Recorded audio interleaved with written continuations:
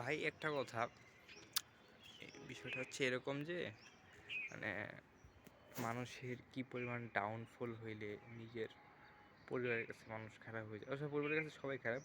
Basically যে বিষয়টা বুঝাতে যাচ্ছি যে আমার বাসায় আসছে হচ্ছে প্রায় 10-12 দিন বাড়িতে থেকে বাসায় আসছে। হিসাব মতে সবার হওয়া উচিত যে এতদিন পর বাসায় আসছে,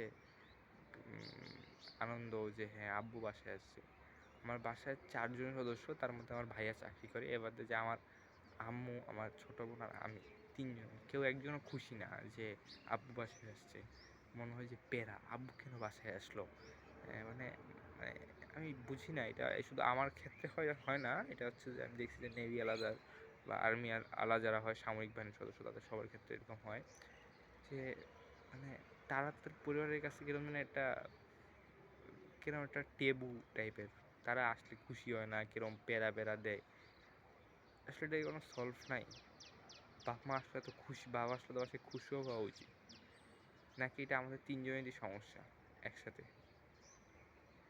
কোনো সমাধান নেই এটার। মানে বাপ বাসায় আসছে, আমরা তো খুশি হওয়া উচিত, তাই না? থাক, কি আর করা যাবে এখন, যেটা হয়েছে এটা তো হয়েছে।